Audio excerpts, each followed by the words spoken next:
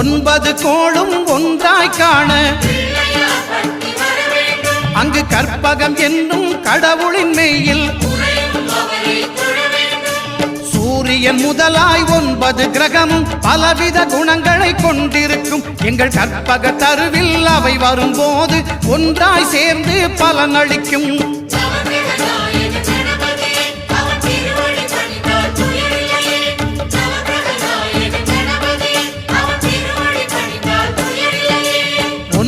கோளும் ஒன்றாய் காண